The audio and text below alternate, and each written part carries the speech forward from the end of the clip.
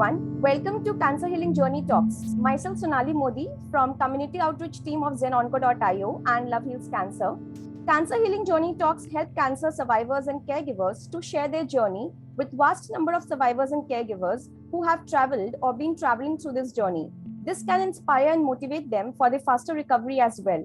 Firstly, I would like to introduce today's speaker, Ms. Talaya. She is a cancer survivor and I'm happy that you're here with us to share your journey. Over to you, ma'am. Please start with the introduction. Thank you so much for having me. My name is Talaya Dendy, and I am a 10-year cancer thriver.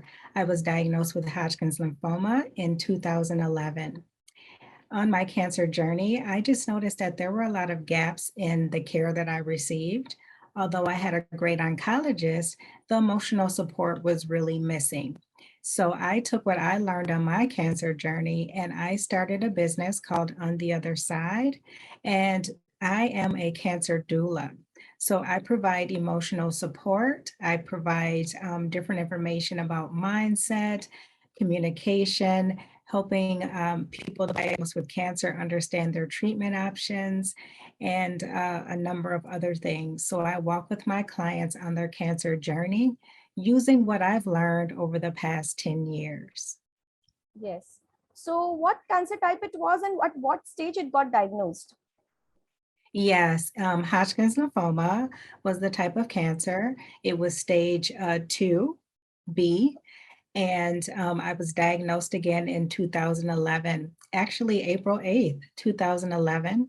And I started my treatment, I think it was like May 5th. So a little bit, about a month later is when I started treatment.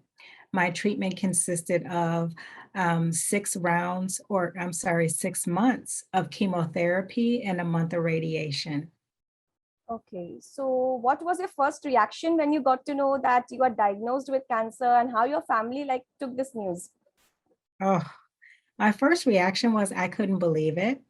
I was a fairly healthy person. I never had any health issues. I never even had a broken bone or anything like that. So I was shocked. I kept hearing those words, you have cancer, over and over, trying to make sense out of what I had heard. So the first reaction was shock. And then the second reaction was, how did I get cancer? What did I do wrong? And so, really, just a lot of questions were going through my mind after I heard those words.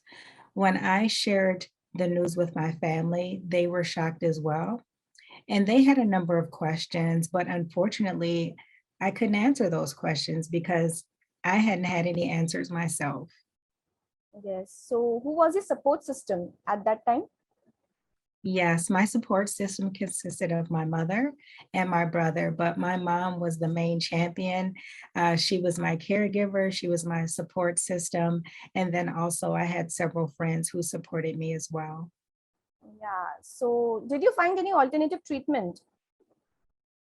Actually, I did meditation Okay. and I actually did massage therapy. And some other things that I had kind of done on my own was studying mind body connection, and then also doing a lot about creating healing scriptures. I created a healing scripture book for myself, and I would read those scriptures every day. Okay. So how was your experience with the doctors and other medical staff? Actually, I had a wonderful oncologist and I had a wonderful medical staff.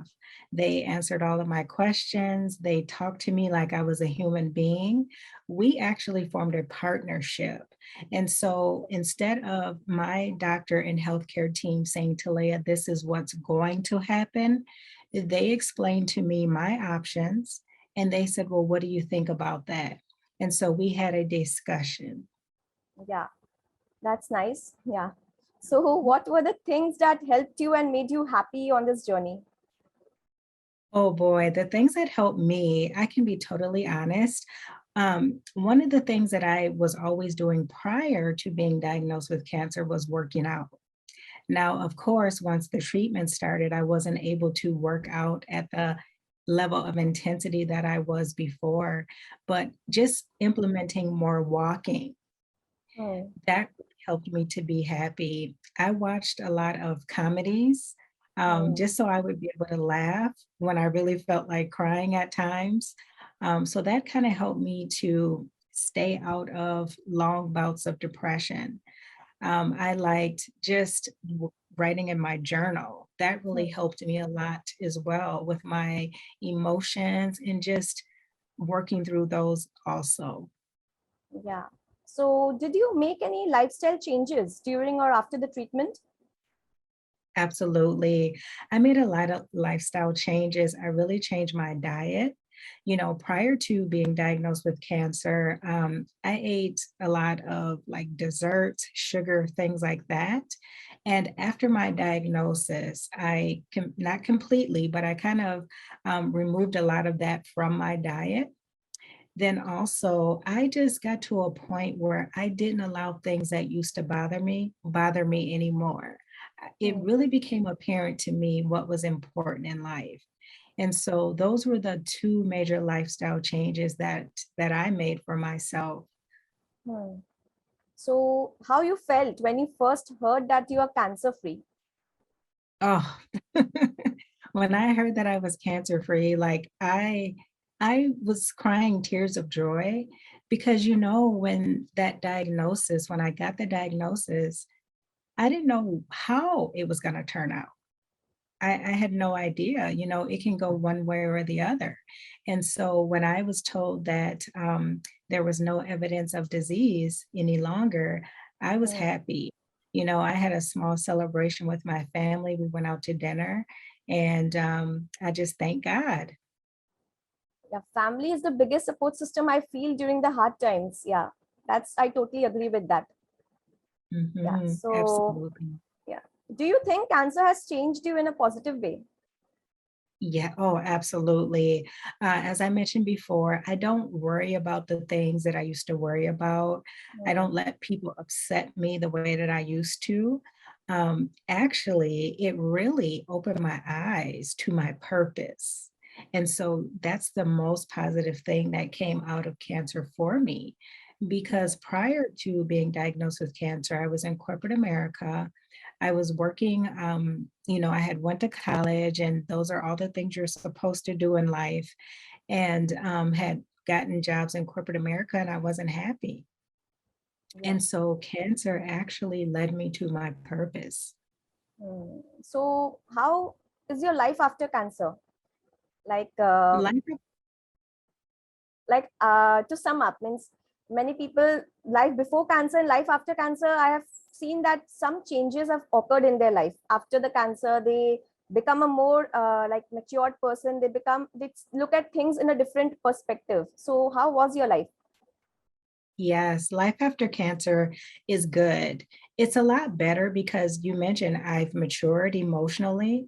Hmm. I've matured actually as far as different things that I thought I couldn't handle before. I know that I can handle them now. I feel like I totally look at things differently. As I mentioned earlier, Hmm. there's just things that I don't let bother me anymore. I take Hmm. one day at a time. I don't overload myself anymore. I'm Hmm. saying no more. And being okay with that. Okay. So, ever asked why me? If yes, then how can you cope up with this thought? Like, Can you hmm. repeat? Yeah, so have you ever asked that why me only, why I have got cancer, and why I'm like going through this phase? Have you ever asked this question to yourself? I never asked why me. My question was, did I do something wrong? Did I eat the wrong foods?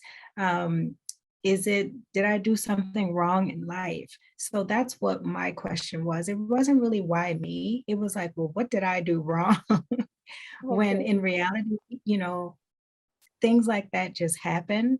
Uh-huh. And I didn't ask why me. I tried to figure out, how can I use this to my benefit? What am I supposed to be learning from this experience? Hmm. And it opened my eyes to a lot of different things. Once I got past the fear, it was really about what am I supposed to take away from this? And that's what led me to where I am today. Yeah. So, what would be your message to other cancer patients and caregivers? Yes, my message to cancer patients and caregivers would be, don't be hard on yourself. Give yourself grace. Don't be afraid to ask for help. I'm sure you have friends, family, their support groups. There's people like myself that you can come to and talk to and get the support that you need. You did nothing wrong, and take one day at a time. That's the advice that I have for the caregivers and patients out there. The most important thing is to give yourself grace. Take one day at a time, and sometimes you might have to break it down to 1 minute at a time. Ask for help. It's okay. It's actually a sign of strength. Hmm. And how did you overcome your fears of treatments or other side effects that you got?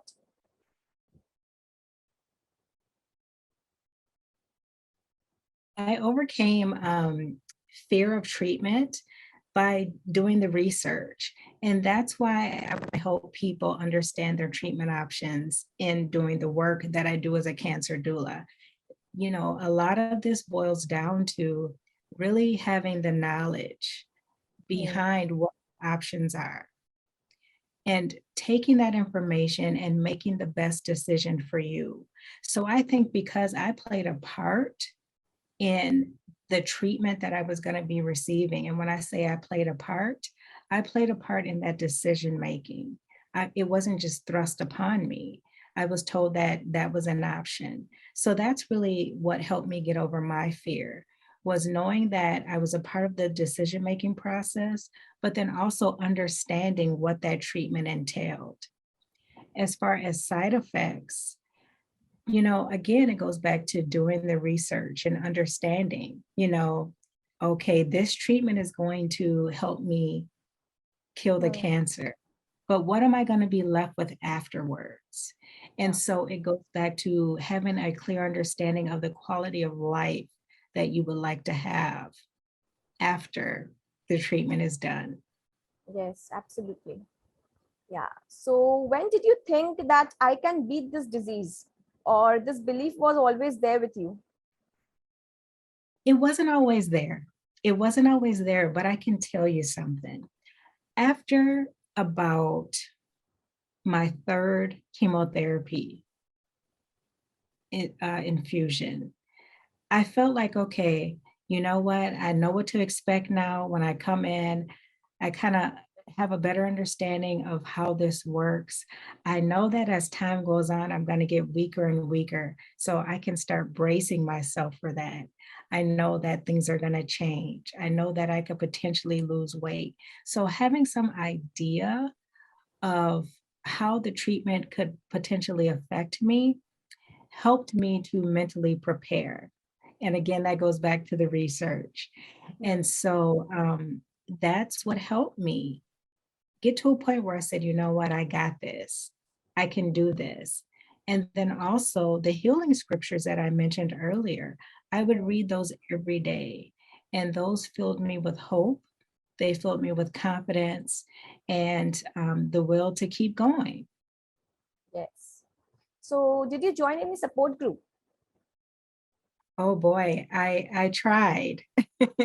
I went to one support group and I was the youngest person there, and that was the only Black person there. And Mhm. when I tell you the negativity in that room was so heavy, it just wasn't the right group for me. I didn't want my cells hearing and feeling that negative energy. And so I tried to go to one, it wasn't a good fit. And so, really, that's what led me in the direction of mind body connection, because I knew that I had to figure out a way Hmm. to create that system that I needed. Yes. So, do you have the fear of reoccurrence? And if yes, then how can you deal with it? I did have the fear of recurrence probably for the first 5 years.